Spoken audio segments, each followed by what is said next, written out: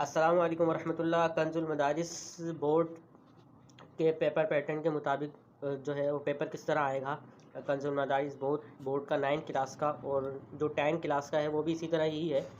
तो paper pattern के paper आएगा किस तरह का, इस हवाले से काफ़ी लोग परेशान हैं। तो ये आप देखें पेपर पैटर्न कैसा आएगा।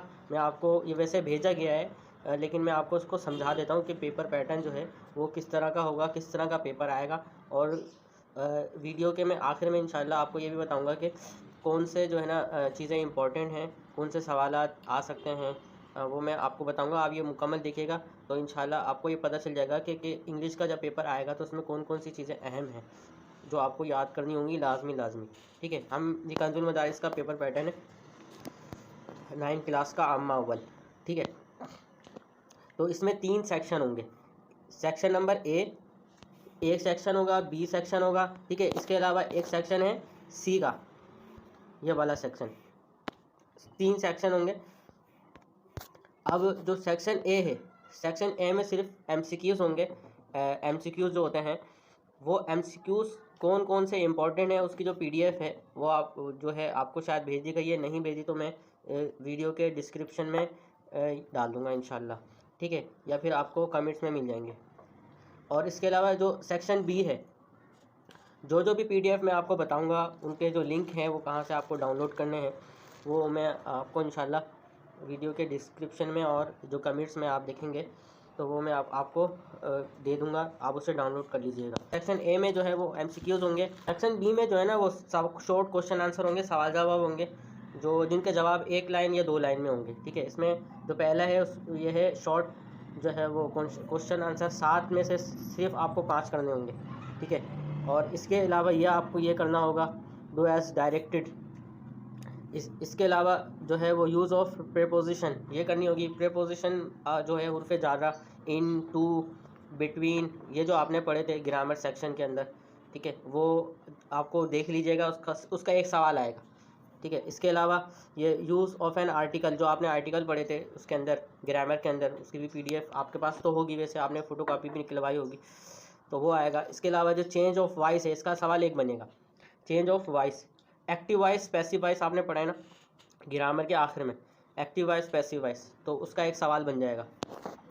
Change of narration, change of narration मतलब रिवायत होता है, इसमें डायरेक्ट होता है, एक इनडायरेक्ट होता है। ठीक है, डायरेक्ट मैं थोड़ा सा बता देता हूँ डायरेक्ट और इनडायरेक्ट क्या होता है। तो चेंज ऑफ नरेशन आपने यानी जो डायरेक्ट है उसको इनडायरेक्ट कैसे करना है। डायरेक्ट ये है कि किसी ने कोई बात कही तो उसको जैसी आपने सुनी वैसे ही आगे रिवायत करना, आगे पहुँचा देना मिन अन उन्हीं अल्फाज के साथ, ये कहलाता है डायरेक्ट। और इनडायरेक्ट ये होता है कि जो आपने किसी से बात सुनी कोई भी हो उसको अपने अल्फाजों में बयान कर देना, ये इनडायरेक्ट कहलाता है। तो ये डायरेक्ट कोई भी चीज़ हो उसको इनडायरेक्ट में जो चेंज किया जाता है वो कॉमास के ज़रिए किया जाता है, दैट के ज़रिए किया जाता है। ये आपने वहाँ पढ़े, उसको आप ना अच्छे से देख लीजिएगा ना। शुरू के जो है ना 4 तकरीबन वो इम्पॉर्टेंट हैं, उनको ज़रूर देख लीजिएगा। इसके अलावा फॉर्मेशन ऑफ सेंटेंस ये आपने बनाने होंगे। फॉर्मेशन ऑफ सेंटेंस जुमले बनाने होंगे। ठीक है, उर्दू लिखी भी आएगी, यानी छोटे छोटे जुमले होंगे, ज़्यादा बड़े बड़े नहीं होंगे। उर्दू लिखी होगी, उसकी इंग्लिश बनानी होगी। फिर आपने ये पढ़ा था प्रेफिक्स और प्रेफिक्सेस और सुफिक्सेस पढ़े थे आपने। ठीक है, तो ये आपने करने होंगे, ये बहुत आसान होते हैं। ठीक है, तो यानी अगर शुरू में हम वो ज़िद बनाने के लिए कोई चीज़ लगाते हैं, कोई जैसे डिस लगाते हैं तो उसको कहते हैं प्रेफिक्स। ठीक है, और आखिर में लगाते हैं तो सुफिक्स कहते हैं। बस ये फ़र्क है दोनों में। ठीक है, जैसे कि डिसलाइक होता है और ये प्रेफिक्स की मिसाल है। और अगर मैं गलत नहीं हूँ तो, और जो वो है जॉब, जॉबलेस, ये जॉबलेस जो है ये सुफिक्स की मिसाल है। ठीक है, इसी तरह एक है इंडिकेट पार्ट्स ऑफ स्पीच, जो आपने पढ़े हैं तो वो आपने एक नज़र देख लीजिएगा, अच्छे से याद कर लीजिएगा। ट्रांसलेशन, ट्रांसलेट इनटू उर्दू या सिंधी, इंग्लिश लिखे होंगे छोटे छोटे जुमले। ठीक है, एक सवाल इसका आएगा, बहुत आसान होगा, उसकी उर्दू ट्रांसलेशन करनी होगी और कुछ नहीं। सेक्शन सी में हम आ जाते हैं। सेक्शन सी में क्या है इसको समझते हैं। सेक्शन सी के अंदर fill in the blanks, filling the blanks क्या होती हैं, वो खाली जगह पुट करनी होती हैं, वो भी बहुत आसान होती हैं इंग्लिश के अंदर। फिर एक है ऐसे, ऐसे राइटिंग या पैसेज राइटिंग, ये आपने करनी होगी। ऐसे आपको पढ़ा दिया गया है। ऐसे राइटिंग का मतलब ये है कि जो आपने ऐसे लिखना है ना, ऐसे जो याद किया है तो जो शुरू के जो 4 हैं ऐसे हैं ना, वो इम्पॉर्टेंट है, उसको आप लाजमी अच्छे से याद कीजिएगा। और पैसेज राइटिंग से क्या मुराद है, मैं ये समझा हूँ, वैसे तो शायद आपने नहीं पढ़ा हो और मैंने भी ये नहीं पढ़ा है। पैसेज राइटिंग का मतलब ये है कि कोई भी आपको पैसेज बनाना होगा, कोई भी आपको पैराग्राफ बनाना है, क्या किसी भी टॉपिक पर हो, पैराग्राफ बना लिया और उस पैराग्राफ से निकलने वाले जो सवालत है वो आपने दर्ज कर दिए, ठीक है। पैराग्राफ बना के और सवालत खुद ही बनाने इंग्लिश में ही, जिनके जवाबात उनमें पैसेज में मौजूद हो, ठीक है। ये आपको इस तरह, क्योंकि लॉन्ग है तो इस तरह करना पड़ेगा, ठीक है। इसके अलावा एप्लीकेशन एक लिखना होगा, या ईमेल राइटिंग। जो ईमेल है वो आपने जो है ना, वो गाइड है, फैसल गाइड, उसमें पढ़ा होगा, बहुत आसान है। इस तरह एप्लीकेशन भी बहुत आसान है। शुरू के जो 4 वो हैं एप्लीकेशन है, उसको आप लाजमी देखिएगा, अच्छे से याद कीजिएगा, आसान है और वो बहुत आसान होते हैं। इसी तरह एक ये है, ये इसका मतलब ये कि पैसेज, ठीक है। तो जब ये उसमें आए, पेपर में आए, तो उसको घबराइएगा नहीं है। तो ये पैसेज कहलाता है। मतलब ये है कि आपके पास एक पैराग्राफ होगा, ठीक है, उसके नीचे सवालात होंगे, उन सवालात के जवाब उन पैसेज में मौजूद होंगे, उस पैराग्राफ में मौजूद होंगे, निकाल के जो है ना जवाबात लिखने होंगे, ठीक है। तो उसकी जो PDF है वो भी मैं इंशाल्लाह आपको पेश कर दूंगा, वो आप देख लीजिएगा, समझ लीजिएगा कि इस पैराग्राफ के अंदर जो है वो कैसे जो है वो निकाले गए हैं सवालात के जवाबात, ठीक है। तो ये पेपर पैटर्न है। अब जो इम्पॉर्टेंट है इंग्लिश गाइड के अंदर, तो वो मैं आपको उसकी तरफ लेके जाता हूँ कि उसमें कौन कौन सी चीज़ें इंपॉर्टेंट हैं, चाहे वो 9 क्लास के हैं या 10 क्लास के हैं, दोनों के लिए जो है वो इम्पोर्टेंट। वैसे तो मैं 9 क्लास का बताऊंगा, लेकिन जो 10 क्लास के हैं उनके लिए भी जो वो इम्पोर्टेंट जो 9 क्लास के लिए वो 10 क्लास के लिए भी हैं। तो इसको आप ना अच्छे से देखिएगा।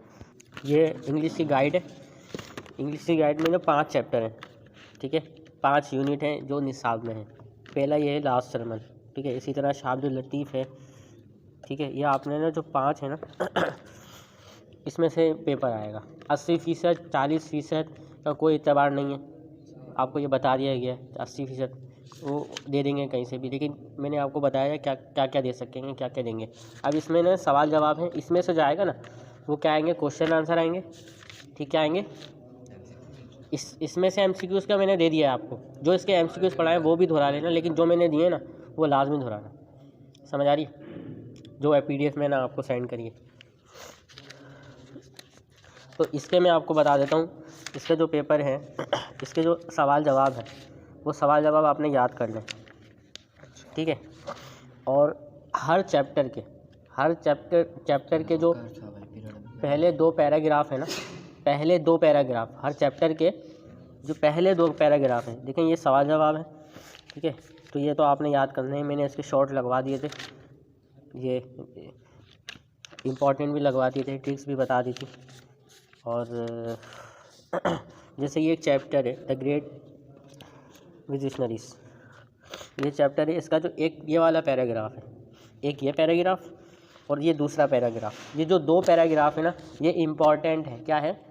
हाँ, ट्रांसलेट इनटू उर्दू जो आएगी ना तो वो इसमें से आ सकती है, जो मैंने लॉन्ग में बताया आपको, ठीक है, लॉन्ग में बताया ना, इंग्लिश से उर्दू करें, ये जो अहम है। ये एक चैप्टर है। इस तरह जितने भी चैप्टर है ना, 5 चैप्टर में कम से कम 3-4 चैप्टर तो आप लाजमी जो है ना पहले 2 पैराग्राफ याद करने हैं, 4 चैप्टर, उसके अलावा मज़ीद याद करना है, लेकिन पहले जो 2 पैराग्राफ हैं, पैराग्राफ समझते हैं ना जी। हाँ, तो वो आपने लाजमी उनकी ट्रांसलेशन याद करनी है, ठीक है। तो इसकी PDF भी मैंने आपको सेंड करी थी, जिसमें लफ्ज़ी तर्जुमा, लफ्ज़ बाय लफ्ज़, जुमले, सेंटेंस टू सेंटेंस तर्जुमा लिखा हुआ था, वो भी मैंने आपको सेंड कर दी है ना आपके पास? मेरे पास से डिलीट हो गई है, अगर है आपके पास मुझे भेजिएगा। आपके पास है जो मैंने भेजी थी? कुछ भी नहीं, आप इस दुनिया में नहीं हो, क्लास में नहीं हो, बस आप आ जाते हैं। मोबाइल भी नहीं है, किताब भी नहीं है, बैग भी नहीं है, समझ आ रही है? तो इसमें से क्या आएगा? सवाल जवाब आएंगे। क्या आएंगे? सवाल जवाब आएंगे और MCQs आएंगे, जिसकी PDF मैंने भेज दी है, जो उसमें से पढ़ाया वो भी देख लेना। 2 हो गई।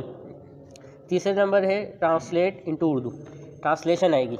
ये 3 चीज़ें इसमें से आएंगी। और ग्रामर में से क्या क्या आएगा वो मैंने अभी आपको पहले बता दिया कि ग्रामर में से कौन कौन सी चीज़ें आएंगी, समझ में आएगी। तो इस हिसाब से आपने अच्छे अंदाज में तैयारी करना है, शार्प माइंडेड के साथ, मेहनत के साथ तैयारी करना है, तो फिर इंशाल्लाह आपका पेपर है वो हल हो जाएगा।